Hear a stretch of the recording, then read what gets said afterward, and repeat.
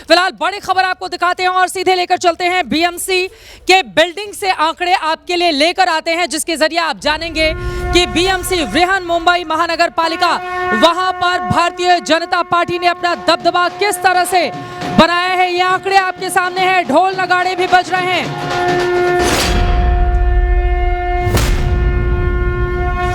Bharatiya Janata party plus 118, Shiv Sena Uddhav गुट सिर्फ 69, Congress plus बहुत बुरा हाल 12, अदर्स यहां पर 11।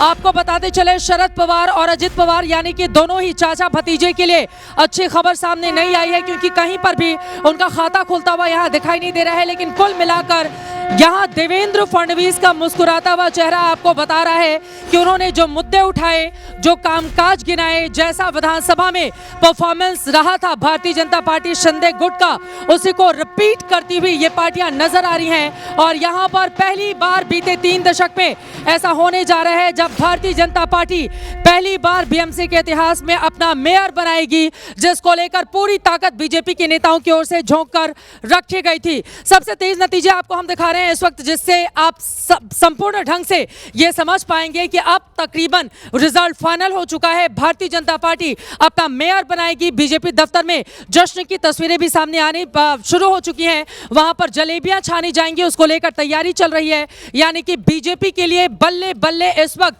बीएमसी से सामने आई है। और यहां पर आपको दिखा रहे हैं ठाणे, अलग अलग जगहों की। ठाणे में भी देखिए बीजेपी प्लस 34 पर, और बाकी बहुत ज्यादा पीछे कहीं है ही नहीं। बीजेपी प्लस ठाणे में तो वैसे शिंदे जी का दबदबा बहुत रहता है और उसी हिसाब से ठाणे में दिखाई दे रहा है। पुणे में भी आप देख रहे हैं 165 में 56 पर भारतीय जनता पार्टी कैसे अपनी बहुत बड़ी बढ़त बनाए हुए है। शिवसेना शिंदे 2 पर, एनसीपी प्लस 9 पर, और यहां पर देखिए ठाणे की 131 सीटों में से बीजेपी प्लस 34 पर, जबकि बाकी आप देखेंगे तो बहुत ज्यादा पीछे।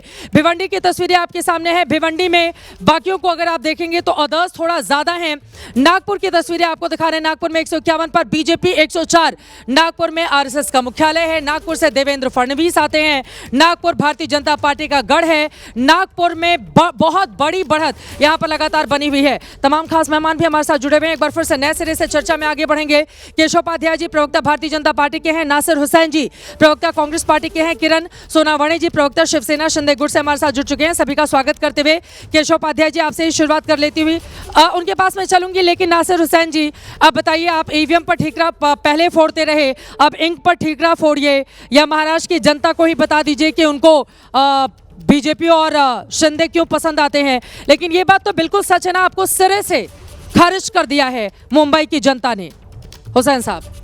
बिल्कुल चित्रा जी, ऐसा नहीं है कि जैसा आप बताने रही है कि हमने मुद्दों पे लड़ाई लड़ी, मुद्दा लेके हम मुंबईकरों के पास गए। चाहे वो आप देखिए बारिश के समय मुंबई की हालात कैसी रहती थी, सलम के नाम पे हजारों करोड़ों रुपए का करप्शन हुआ, उन मुद्दों पे हमने लड़ा। पर इन्हें मुबारक हो, इलेक्शन कमीशन ऑफ इंडिया ने या महाराष्ट्र के इलेक्शन कमीशन ने इन्हें जिताकर जो दिया है उसके लिए इनकी जीत का मुबारक देते हैं, क्योंकि ये आवाम की वोटिंग नहीं है, ये जनता ने वोट नहीं किया हुआ वोट, क्योंकि जनता इनके मुखालफत में थी, जनता इनसे नाराज थी, क्योंकि बीएमसी में इतना करप्शन था। 2017 तक इनकी ही सत्ता थी, 25 साल तक बीजेपी और शिवसेना साथ में मलाई खा रही थी। 74,000 करोड़ रुपया बीएमसी के बजट का पैसा कहाँ चला गया किसी को पता नहीं चलता है। आज तक वहां के सड़कों के गड्ढे नहीं भरे गए, वहां आज तक स्लम एरिया की तस्वीर और तकदीर नहीं बदली, जितने नारे इन्होंने दिए। मगर ये कहते हैं ना सर, अभी तो आपकी भी तकदीर नहीं बदली ना सर। की जीत है नासिर हुसैन साहब, अभी तो आपकी तकदीर बहुत ज्यादा खराब नजर आ रही है। पहले तो आप बताइए, आपकी तकदीर इतनी बुरी क्यों हो गई? इतने मुद्दों पर चुनाव लड़ी अगर कांग्रेस पार्टी तो। नहीं, हार या जीत जो भी हो, पर हम मुद्दे से अटल थे, मुद्दे पे ही टिके।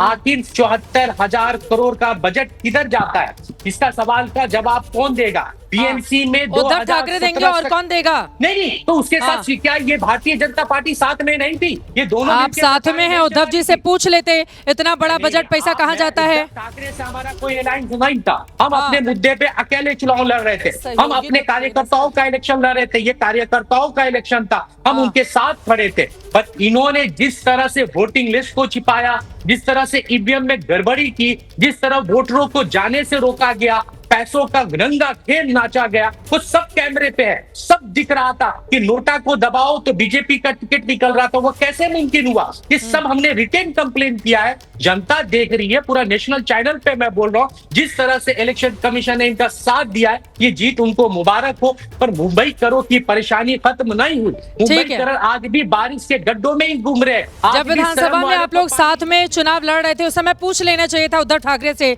इतना मोटा मोटा बजट है, वो किसकी भेंट चढ़ जाता है कि जब भी बारिश होती है मुंबई के लोगों का हाल बेहाल हो जाता है। लेकिन फिलहाल इस समय बहुत सारे मुद्दे ऐसे रहे जो मुंबई में हुई बारिश में डूबते हुए नजर आ रहे हैं विपक्षी दलों के, क्योंकि जिस तरह की बहुत बड़ी बढ़त बीजेपी की बन गई है, बीजेपी और शिंदे गुट की। किरण सोनावणी जी हमारे साथ मौजूद हैं, आप प्रवक्ता शिवसेना के हैं। सर, आपको जितने उत्साह में देखा जाना चाहिए किरण जी, उतनी तस्वीर आ नहीं रही है। बीजेपी बहुत आगे निकल गई, आप लोग फिर भी भारतीय जनता पार्टी के मुकाबले पीछे रह गए। क्या इस वजह से ऐसा है कि जिस तरह की उम्मीदें थी उस पर शिंदे जी भारी नहीं पड़ पाए?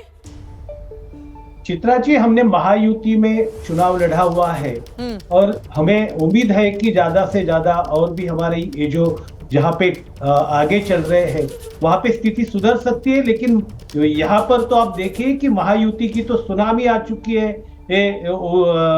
पूरे महाराष्ट्र में जितने भी 29 महापालिका के चुनाव है और महायुति के चुनाव में लेकर हम लोग महायुति कर कर लड़ रहे थे और कहीं कहीं हम लोग सामने भी लड़े। लेकिन हमारी स्थिति जिस तरह से आज तक लोग बोल रहे थे कि ये नकली सेना है, ये है, तो मुंबई के लोगों ने दिखा दिया ना असली सेना कौन है और असली किसके पास लोग हैं। ये तो दिखा दिया है ना चित्रा जी। बिल्कुल, मैं आपकी इस बात से बिल्कुल सहमत हूं, क्योंकि आप लोगों की लड़ाई ठाकरे बंधुओं से थी और असली लड़ाई इसी बात को लेकर थी कि बाला साहब ठाकरे की जो विरासत है उसको लेकर कौन सी पार्टी आगे बढ़ेगी, तो उस पर यकीनन जनता आपके ऊपर मोहर लगाते हुए नजर आ रही है।